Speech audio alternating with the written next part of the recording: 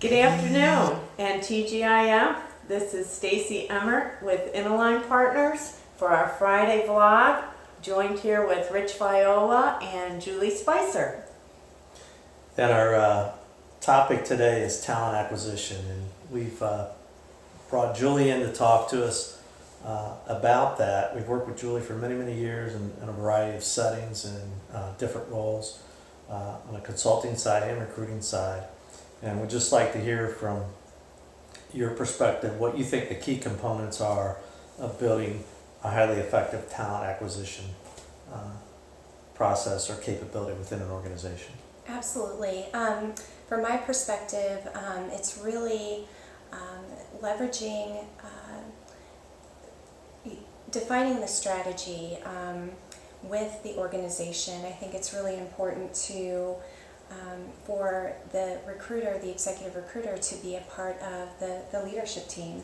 Absolutely. And be a part of the business and understanding the strategy, the direction, what the strengths are, what the goals are, the culture. So really understanding the strategy of the business, and then also understanding the talent that is needed. And beyond that, really looking at all of the other things that play into strategy, or the hire, including the culture, other maybe deficiencies on the team or strengths on the team. So those are some of the things. Well, what are the trends that you've seen over the years in regards to talent or the way companies are setting themselves up to either succeed or fail? Mm-hmm. In my experience, so many times, organizations do not have recruiters as part of their strategic or leadership team.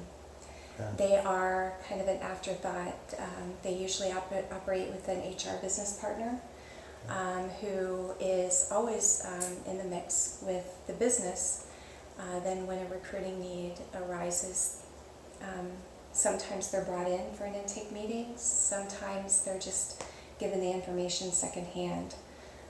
In my experience, as an executive recruiter outside, but then also as a recruiting partner inside, the best way is to have your recruiter year-round as part of that leadership team.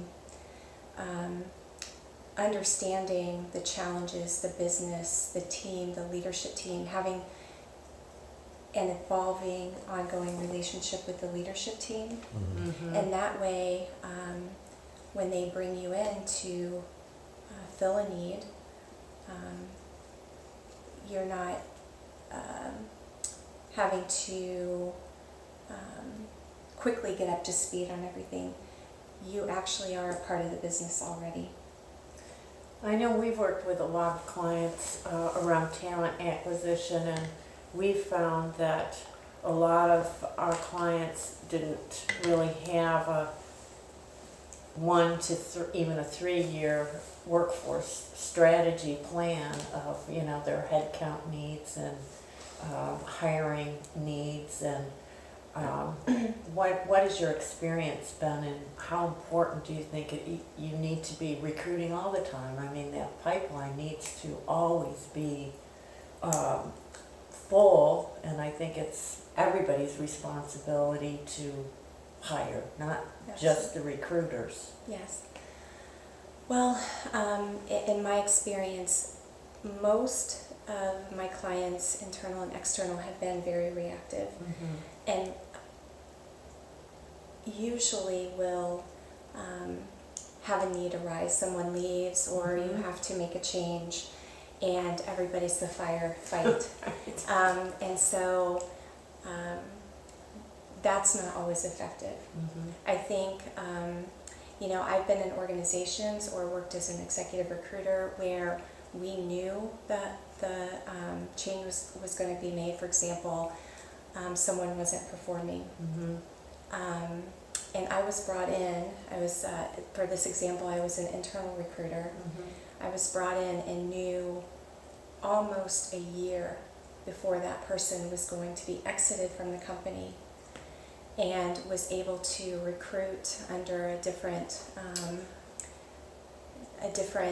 role, but so confidentially within the organization was lining up that person and making sure we had that person. So once the trigger that happened, that person was removed, it was very easy to bring that person in.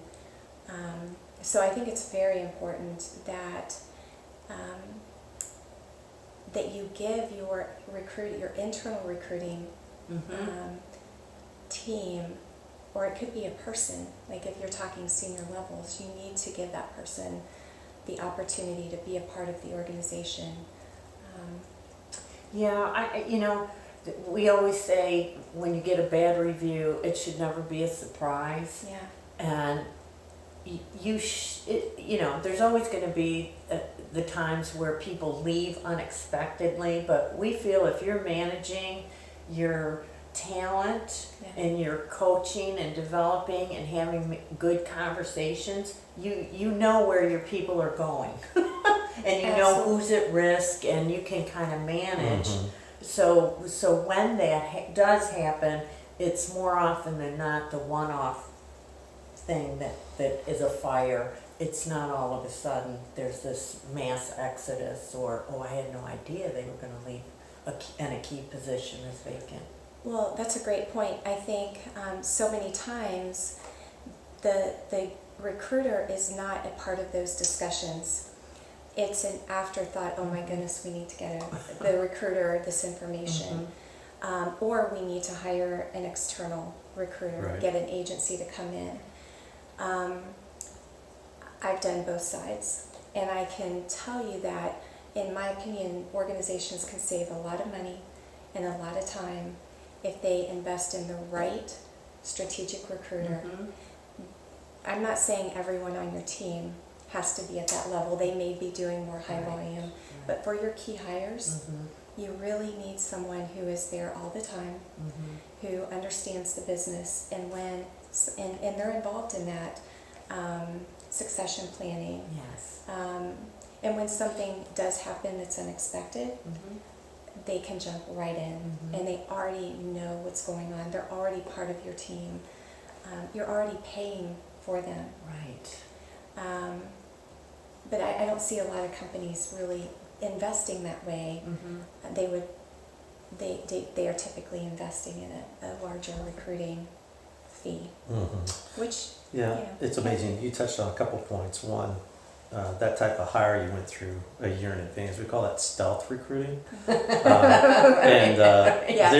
was some planning involved in that, and obviously there was some risk identified for losing somebody in such a role without a replacement, I would imagine. And I'm kind of surprised with the number of companies we work with that don't have a true workforce staffing plan where they're tracking who they have, their tenure, their performance, their promotability, their risk for leaving, and mapping that out and having regular conversations around who do we need to coach up, coach out, retain, etc. And then just look at the demographics too. As the aging boomers keep going, you're going to see more and more retirements. So looking at overall demographics of your workforce is very important for succession planning. So it sounds like it all comes back to the strategy, having a good overall business strategy, but talent acquisition strategy, alignment and partnering with the business in more real-time, consistent manner, not, hey, I get a call on the bat phone saying, hey, or hot phone saying, hey, I need help. I've gotten that call before. Yeah, and we do that. We react to that, and we can deliver. But you're right. If you have more proactive planning, proactive dialoguing, you know the team, you know the culture, it goes so much better. Yes. And in building up what we've seen a need is more of a shared accountability for talent acquisition and recruiting across both the business and the recruiting partners, whoever they are, internal, external.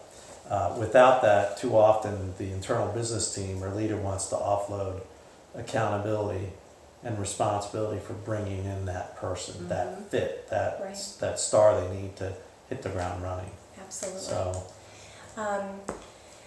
I've talked to clients so many times, and they are hesitant to spend time with a recruiter. They don't have time.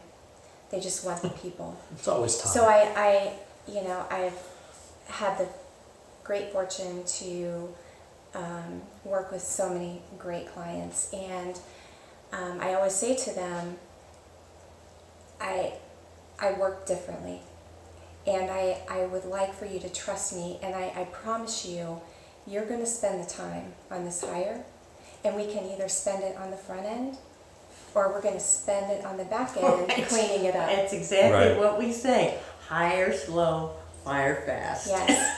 And that doesn't mean that the hire has to be slow. I have Right. many hires that I've done at the VP level or higher that have been in 45 days. Mhm. Oh, yeah. Oh, absolutely. 45 days for a vice president level with equity, where we spent some time getting to know each other, understanding, allowing me to spend time with them Mhm. and understand their business, and then I go do the work, not pass resumes around. Yeah. I go do the work, in my job, and the way I feel I'm successful is if I give my client 2 or 3 resumes, 2 or 3 candidates, they meet them, and they want to hire all 3. Mhm. And I'm not talking about, 3 months of giving them 15 candidates, Mhm. and they decide, I'm able to decide, because of the information they've passed to me, and the exposure they've allowed me to have to their business and their leadership team and their culture. Right, right. Well, yeah, and the trust level that you've built, that you understand what they're looking for and who's going to be a good fit. And at the end of the day, if that culture is not a fit, it doesn't matter how good that person is. Absolutely. Well, thank you again for your time today. Absolutely. Thank you for having me. You're welcome. And if you'd like to have a further conversation with us and Julie, or Julie, please reach out to our website or through LinkedIn. Julie Spicer has a profile up, as well as InAlign Partners. So thank you again. Enjoy your weekend. TGIF. Cheers. And cheers. Cheers.